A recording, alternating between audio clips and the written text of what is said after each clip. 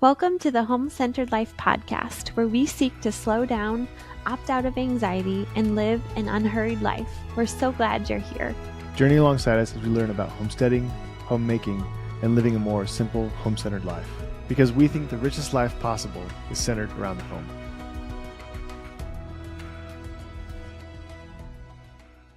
Welcome back to the Home Centered Life podcast. We're so glad you're here, as always. And this week, we are talking about something that I think is going to be super helpful and hopefully encouraging to all of you parents out there. And I think this doesn't just apply to parents. I think it applies to really any relationships, but we're going to focus specifically around the language we use around our children. Mm-hmm. Hi, honey. Hi, babe. We're chuckling here because our little daughter, we're on the third floor recording now, and she just yells, "Hi, Mom," from downstairs. Perfect timing. So we're focusing, like I said, around the language we use around our children. And this has just become at the forefront of our minds recently. But it's something that I think a lot of us, obviously, we're having conversations with our children all day long, and we're having conversations with each other in front of our children. And yet a lot of us don't even realize how important it is. The words we use, the way we say things, right? The tone of voice that our kids are watching all the time, right? Yeah, I think one of the reasons this went on the list of topics was because of what happened not that long ago. Yeah.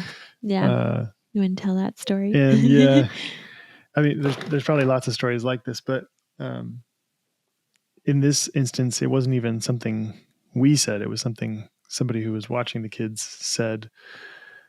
We don't really use. I don't think, unless I'm totally unaware, I don't think we ever use the word naughty for anything. No. But then all of a sudden, our daughter was like, "Oh, so and so is naughty. So and so is naughty." We're like, "What?" Yeah. Pretty sure we didn't say that at all. But not only that, she was calling animals and people her naughty. Younger brother naughty. Her brother naughty when he wasn't doing anything wrong. He wasn't being naughty at all. And it just kind of struck home the reality of like our kids are listening. They're listening to what we say, and they're also listening to the way we say it. Yeah, exactly. And I think that story in particular is why this went on the list of things to talk about, because I think it's much more powerful than most people realize. One of the things that we, again, we're not perfect, but one of the things that we've always talked about is making sure, I think one of the first things to talk about is making sure that we're not negatively talking about our children in front of our children, because there's so many people, and it's so easy to do. Like, you're just venting. You're like, "Oh, well, this happened today." But I think one thing we've tried to make a conscious effort to do is like, if something hard happened, we either spell it out or wait until, the kids go down. I mean, our daughter is not even 2 years old, but she is so aware. And so if we do have a story to tell, we try to say a positive story around her and include her in the conversation, because even if we're at the dinner table and you ask how the day has gone, I mean, there have been times that I've wanted to be like, "Well, this thing happened," but she's eyes on us. She's picking up all the things. You can tell she's listening. Yeah. So how important do you feel like that is to kind of avoid those conversations around our kids? Yeah, there's two sides to the conversation around the language we use around our kids. Part of it is being careful what we say and aiming to not say certain things, but also being intentional with what we say and being intentional to say positive things. And I think it's both and for sure. Yeah, our daughter, she's old enough now that she's obviously like very attentively listening. Little sponge, yeah. And so we try to be intentional because I read a statistic a while back that the average person has like 80,000 to 100,000 thoughts per day. And 90% of them are the same day to day. Mm-hmm. And 80% of those are negative, the same Yeah. day to day.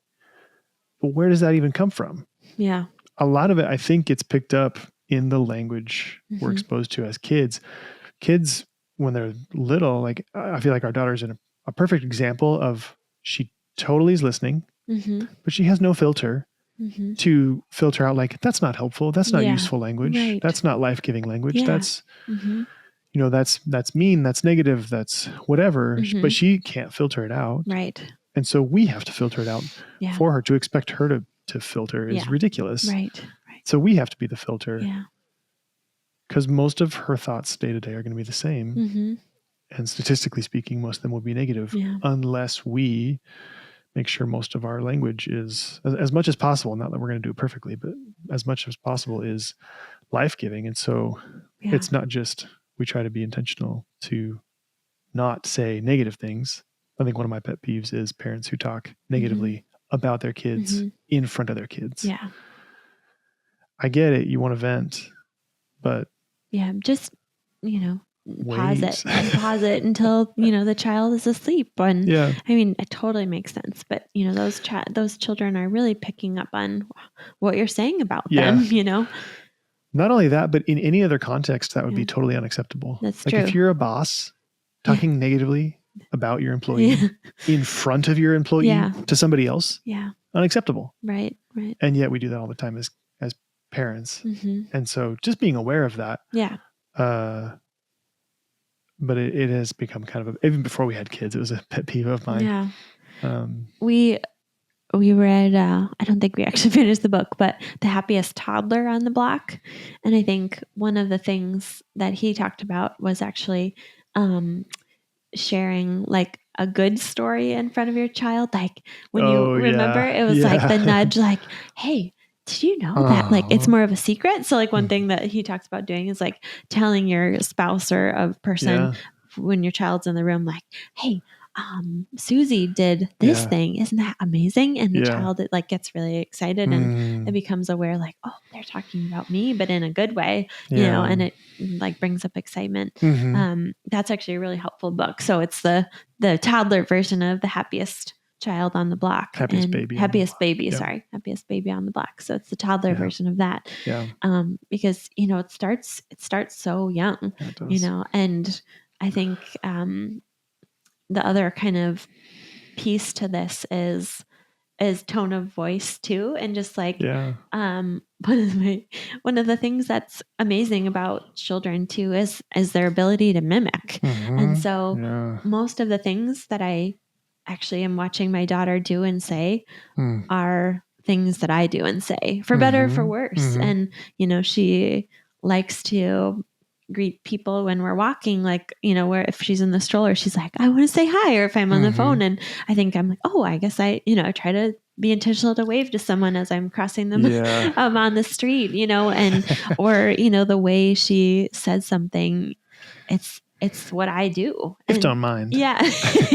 Yeah. She just started to say like, shut the door if you don't mind. And so I'm like, oh, do I say that? And so it's actually been a really cool opportunity watching her or listening to her actually as a mirror for me. Like, oh, I say that a lot because she's picking up on it. And it's actually a cool opportunity to then, say like, oh, do I want to say that or continue, or should I say something else, And so they're listening. I think that's the thing that people forget is like, like I said, she's not even 2 years old. And it's like, she's a sponge, Again, it can be a gift or it can be a really negative thing if you're not being intentional. Part of it that I don't, it seems like to me, at least, most people are not aware that the majority of what comes out of our mouths is negative. Yeah. And that's my experience observationally, but that's a statistical fact. And there's lots of reasons why that might be. In neuroscience, they talk about a negativity bias, how it's actually it's a survival mechanism. Focus on the bad things. So, they don't kill you. In history, that would have been an adaptive. To focus on the negative would have been an adaptive approach to staying alive from a, evolutionary biology perspective. But in today's day, I don't think most people realize that most of what comes out of their mouth is negative. And even I feel like sometimes people, when that's pointed out, they'll say things like, I'm just being honest. I'm just being authentic. I'm just being a realist.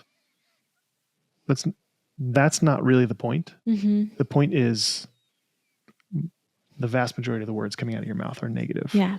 And your child is listening. Yeah. And a lot of parenting is very indistinguishable from brainwashing. And you are brainwashing them to think negative thoughts and repeat negative words. Yeah.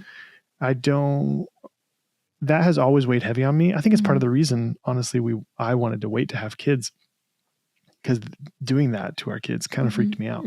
Yeah. I would encourage you all, if you listening, if you have kids or if you're thinking about having kids, just take that seriously. Yeah. They're listening. And I haven't met you, but statistically speaking, probably most of what comes out of your mouth is negative. Yeah. So just put those two things together. They're listening. Most of what you say is negative. Yeah. And just take that seriously. Yeah. On the flip side, though, is the positive. And this has been one of my favorite things about having kids. Yeah. Is, speaking of parenting, is part brainwashing. Yeah. Saying positive things to our kids, saying positive things about our kids, saying positive things about each other, has been really fun. Because like we said, they're sponges. Yeah. And so it's really fun to, like our daughter, sometimes when I tell her I love her, I'll say, guess what? Or can I tell you a secret? I love you. And now she'll come up to me and be like, tell a secret? Love you, Dad. And I love it, because she's not just saying she loves me, which I love, but she's doing it the way that I do it to her, which is super fun. Yeah. Oh, it's been cool to do this. And one of the things that you started that I think has been really fun as a family to do is sort of that. I know we're using the word brainwashing, and I'm not taking that lightly, but is more of just like surrounding her with these with positive language and affirming language and confidence. And so at night time, especially, we'll say we'll do her song before bed, and then start saying Annabelle is, and then fill in the blank. Annabelle can do hard things. Annabelle is strong. And so one of the things I know that I've heard too, I don't know where it came from, but like the last thing you hear or read before bed is you're priming your brain to basically think that way. And so, if you want to, as a parent, do this at nighttime, especially, like do your prayers, do your song, and then do some affirmations over your child. And, she started saying it back to us. And I just think, like we're starting at a young age, like ingraining in her subconscious, like who she is as a child, as a woman. And so I'm hoping that, in the long run, she'll start to believe these things. And I think a lot about Marie Forleo, and she talks about the whole title of her book is shoot, everything is figure outable. Everything is figure outable. But she talks about like that was something her mom always said.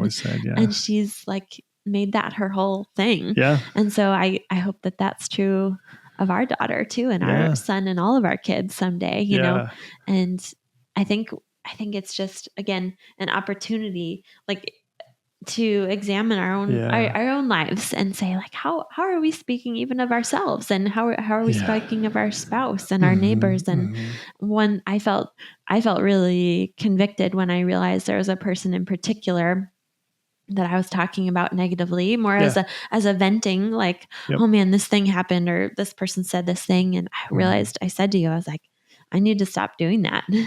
And I need to work on that. And it's not that I've gotten, I'm not through that yet, but I realized that our daughter was picking up on that. Totally. And, that's more of this opportunity we have as parents to be the light, be the,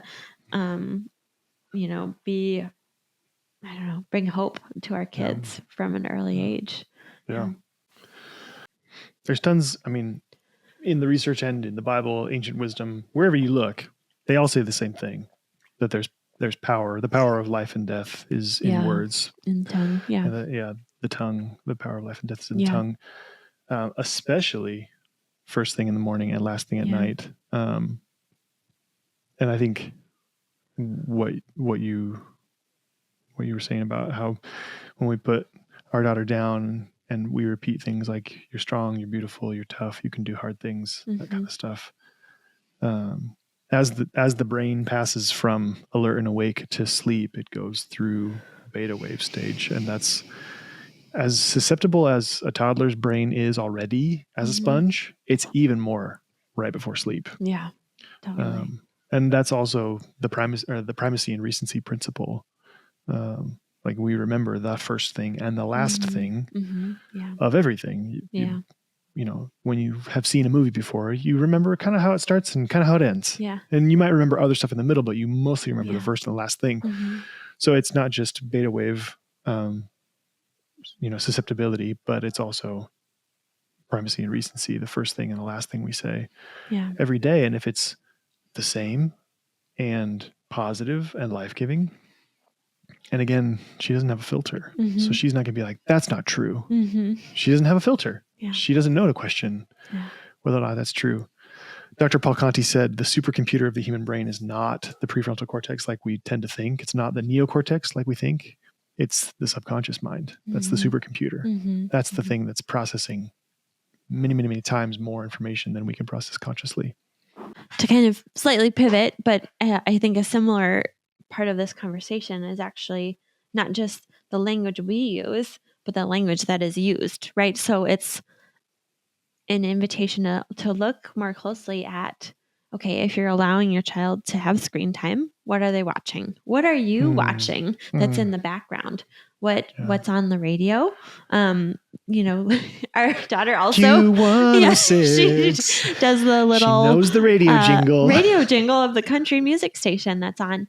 And also, like, there was a song that had a word in it that I wasn't even thinking about, and she picked it up. And so the other one that I think I've been thinking about recently too are the books that we're reading to our kids. And we had been given a book that was it was like a princess book.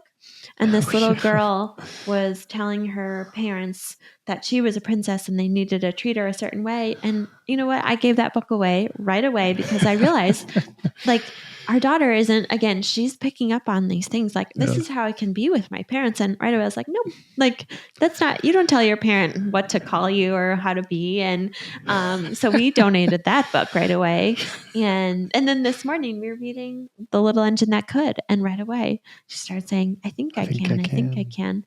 And I started crying because I realized this power that we have. I mean, we have this opportunity, and I know we just have toddlers and little ones right now, but even as if you have parents of a teenager, I can't yet speak to that, but a lot of this, they're still watching you, and maybe even more so when they get older. They're learning how to be as an adult in the world, and they're watching you, and it can feel weighty, but it's a gift, and I think that it's a good weight, a good kind of weight. Yeah. Yeah. By the time you get to be an adult, positive self-talk can feel artificial. Yeah. Yeah. So part of why it's fun to say positive things to our daughter is because I'm hoping, but it's not a hope founded on nothing, because number one, the neuroscience is pretty clear that this is how the brain works. And so I'm trusting in that a little bit, but also I know people who are intentional to speak life over their kids, and their kids are 18 and 22. And I know those kids, and I know the way they regard themselves and the way they hold themselves and the way they, so it's not just like we're hoping this thing smoking works. hopium. And I think even if I'm wrong, I still think this is better than the alternative. For sure. And it's not that we're doing it perfectly. For one, we're not doing it perfectly. For two, to achieve perfection, you'd have to like cut out everybody else Yeah. from your child's life. Yeah. So we're not advocating for that. No. But there have been times where we've said like, hey, we don't say that here. Mm-hmm, Like mm-hmm. we don't speak that way about people here. Yeah. Yeah. We don't use that word Yeah. here. Mm-hmm. I have been a little bit disappointed and annoyed at how many children's books are full of junk. Yeah. That's Yeah. like, the baby flushed the watch down the toilet, and I just started changing the words. Yeah, there you to go. This. The baby helped mom find her watch. Yeah, totally. Because there's a lot of that kind of stuff in there. It's like, what is a toddler going to do with a story where another toddler flushes a watch down the toilet? What are they going to do with that information? Right. That's so true. And then we complain that, the terrible twos. I'm like, well, I read those children's books that they read to toddlers, and I'm like, maybe they got the idea from that princess book that you gave away, or this other book where the kid flushed a watch down the toilet. So yeah, this is not, again, us saying we're doing this perfectly. I think part of why we wanted to record this episode is because we're working on it. And I think the other thing to kind of like piece apart here is, like I said, like, it really has been a mirror for me, and kind of in a cool way to realize, like, oh wow, I say that thing way too much, or like, oh, I probably should say this other thing more often, or even again being reminded, like, I was actually speaking negatively about this person, and it was an opportunity for me to pivot. And so I think that that's something that I need to work on. And I think I had a lot of ingrained negative thoughts from, my upbringing and just childhood experiences, and that I'm still working through, that I'm like trying to rewrite now as a parent. And so I think that's the kind of beauty in this whole parenting thing, is we have the opportunity to help write a beautiful story in our child's lives. And we don't have 100% control, obviously, over what that looks like, but we can build a really strong foundation. And I think that's what this whole idea and concept and topic was just about. And so I think for all of you out there listening, it's just, again, a time to consider and maybe work through with your partner, and maybe look at those people and those voices that you're allowing in your children's lives. The books, the people you have into your home. The radio station that's on, the conversations you have at the dinner table, the TV playing in the background. Yeah, all of those things. We get to choose, and we get to, for better for worse, our children are being exposed to, and I think we get to be helping them grow in the right direction, right from the very beginning. Yeah. Agreed. Yeah. Yeah. So this is a little bit of a shorter episode. We're a bit on a time crunch here, but I don't know. I want to dive back into this. And as our kids grow older, we'll have, I'm sure, many more things to say, but these are just some things that we're working through and noticing as we are on this journey together, and together with you, hopefully. And so hopefully this is just something that you can consider in your home, and I think having that home-centered life, we have the opportunity, because we want to live home-centered lives along with you guys, to really create a sanctuary in our homes and in our workplaces and in our children. So yeah. Thanks so much for joining us today for our conversation around the language we use with our kids. We hope you found it both helpful and encouraging. And if you like this episode, we would love it if you would subscribe to our YouTube channel. It's a free, zero-cost way to support this podcast and the journey that we're on. You can also find us on Apple and Spotify and leave us up to a 5-star review. We look forward to connecting with you again soon. And thank you so much for being on this journey with us towards living a more home-centered life.